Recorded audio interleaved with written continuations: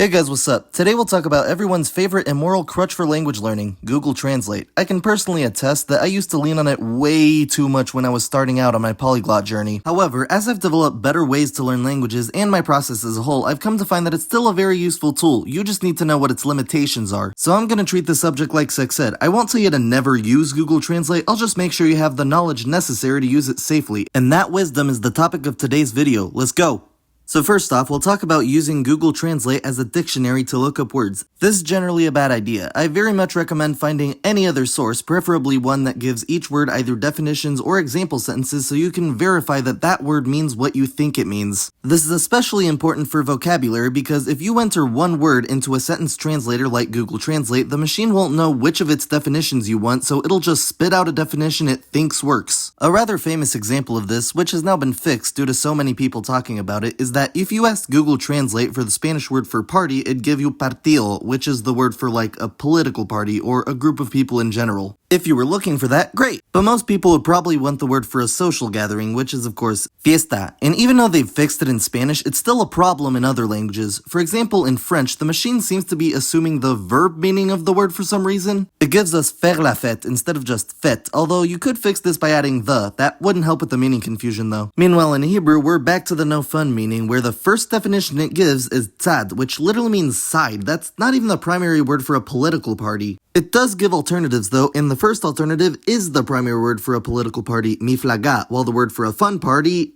is almost at the bottom. That's how long it'd take you to find misiba. But after seeing this, you may be thinking that they've made it so much better by adding the alternative options which didn't used to be there. Well, I have bad news. They only do this for the popular languages. If we do the search for Amharic, it'll give us one word, party, which is the political word. But this brings up two important side notes about Google Translate. In many languages, it tends to skew towards formal. This is either because they're trying to make it useful for businesses or just because businesses use it a fair amount, but either way, the result is the same. This will become a recurring topic, but for now, it's why the word for party often comes out so political. The other side note is about how Google Translate's usefulness changes between popular languages and less popular languages. On one hand, Google Translate is more accurate for the popular languages since it's gotten more input, like the improvement we were just talking about to the Spanish word for party. However, it's also relatively less useful for the popular languages since those languages have really good dictionaries that'll give you everything you need. I pretty much never need to use Google Translate to look up a word in like Spanish, French, German, Arabic, or even Hebrew. But for the less popular languages I've studied like Amharic, Telugu, or even some European languages like Danish and Catalan, I do occasionally need to look up a word in Google Translate since their dictionaries tend to be less complete and it's generally harder to find sources. This unfortunately means that oxymoronically, Google Translate is more useful where it's a bit less accurate. So back to our main point of this section, if you really need to, how do you get around Google Translate's flaws in vocabulary to find the word you're looking for? You'll have to add another word that you'd find with it because the machine can use context clues to figure out what you mean. So with our example of Amharic, as mentioned, searching just party gave us the wrong word. But if we instead search birthday party, the machine will give us yeledatigis, two completely new words. Then if you know Amharic grammar, you'll know that the first word means birthday and also has the possessive ye prefix, so the other word, digis, is the word for party that we're looking for. You can also then put that word itself into Google Translate just to make sure it comes out accurately. But yeah, that's the workaround you can use if you absolutely need to use Google Translate as a dictionary.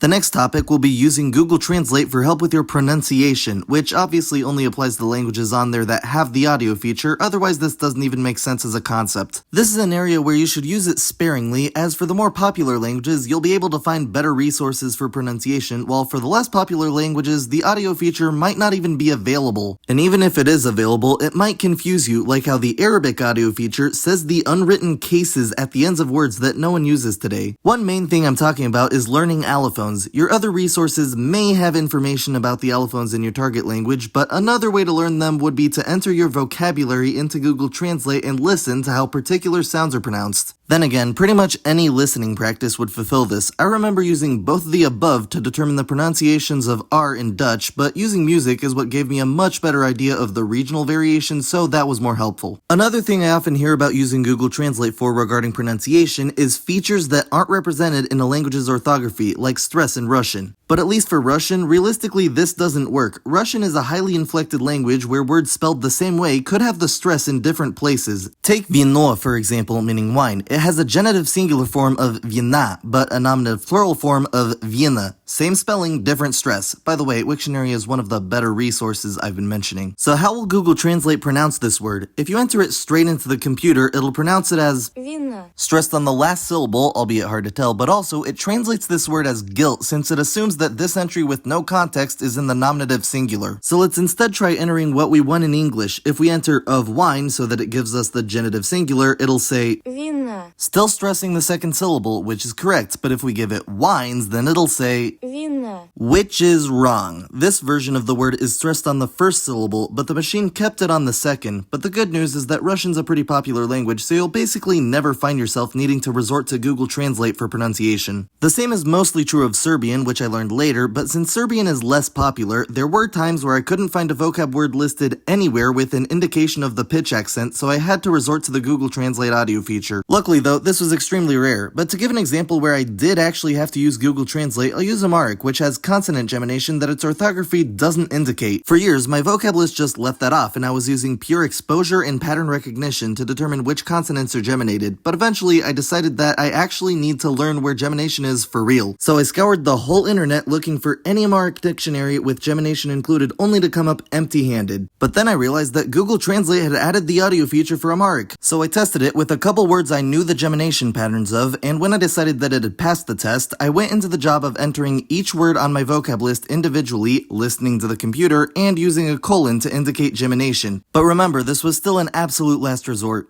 Now we'll get to something that you can use Google Translate a bit for. Grammar. But there's still a right way to do it. First, definitely don't use Google Translate for basic grammar. You'll definitely be able to find better sources for gender agreements, plural nouns, verb conjugations, anything like that. This is especially relevant when it comes to pronouns due to the thing I mentioned earlier about how Google Translate's language tends to skew towards formal. Even if that problem has been fixed by now, which it has for a lot of languages, it still doesn't give you the full context of the pronouns with gender, number, and formality like you'd need with some languages. On the other hand, you may sometimes need to use Google Translate for more advanced grammar, like very specific sentence structures. I made a video about those if you want a better idea of what I mean here. But the main time I ended up having to do this was when I was learning Telugu. You see, Telugu has a lot of what I call auxiliary structures, where they add suffixes to verbs in order to express a wide range of auxiliary functions like can, could, want, need, if I want, and any of those in the negative or past tense. I'll leave a timed link to my Telugu language overview in the description if you want to learn more about this topic. The problem is that literally none of my resources for Telugu grammar mention this. They were all pretty basic, so they didn't particularly feel a need to mention such an advanced topic as auxiliary suffixes. But you'll absolutely need to know about stuff like that if you actually want to be able to speak Telugu or any language. So how did I learn about their existence? Basically, I was probably doing song translations for practice early on in my learning process, and I needed to translate a want or can phrase. So I put just that word into Google Translate, but the answer was something that I couldn't figure out how to put in a coherent sentence. So then I typed a short phrase, probably something like I can see, since I could recognize the word for see, and that gave me the phrase Nenu Churagalanu. I was fascinated. I recognized every part of this phrase except for gala, so I figured that that specific suffix probably meant can. So then I tested my theory by slightly changing parts of the phrase to see what happened, and that's basically how I discovered the entire concept of Telugu auxiliary structures, by running grammaticality tests on Google Translate. Before you do that though, there are some things to be aware of. First, as mentioned, you need to keep the phrases very simple, just the thing you're looking up and anything around it so that the computer can make sense of your words. If you feed the machine super complicated sentences and multiple at a time, it's more likely to get confused. Also, like I did with Telugu, you'll want to do multiple iterations of your search with different words to make sure that your result isn't a fluke. One or two of the results may turn out different, but as long as the vast majority of your searches have the same result, you should be fine because oftentimes languages have multiple ways to express one concept. And then if possible, ask your native speaking friends or Hi Native if what you found makes sense.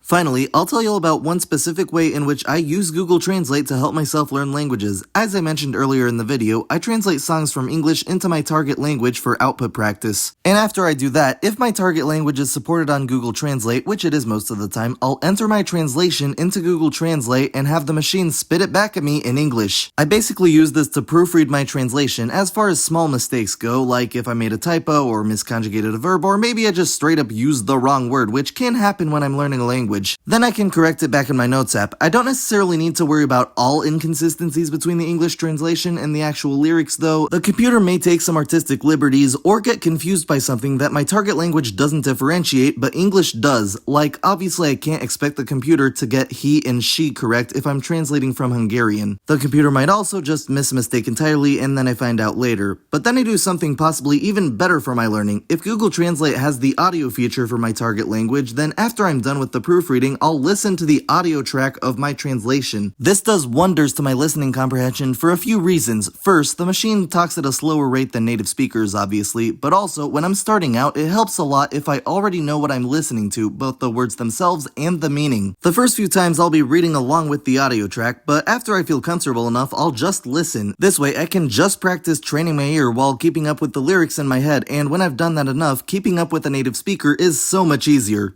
So that's it. That's all the advice I got on how to use Google Translate as a responsible language learner. There were a few constant themes throughout, namely that you should only use it when absolutely necessary, which will especially happen for the less popular languages, and when you do use it, double check everything. As for the specific advice from each section, if you're looking up a word, make sure to add context so that you don't end up saying you need balloons for your kid's political party. If you're figuring out pronunciation, take it with a grain of salt and probably stick to default declensions as well to avoid the Russian situation. And if you're using it for grammar, get your basic grammar from elsewhere. Just grammaticality test Google Translate on the more specific stuff that other sources are likely to overlook. Using it for listening practice with your own translations is definitely a good idea though. By the way, you may be wondering why I didn't say much about entering whole text in your native language into the machine to see what comes out in your target language. That's because dedicated language learners don't do that. I only see it done by people who have no intent to learn the language. They just need a sentence fast and it'll probably come out wrong anyway, but they don't care. So thanks for watching, I'll see y'all next time.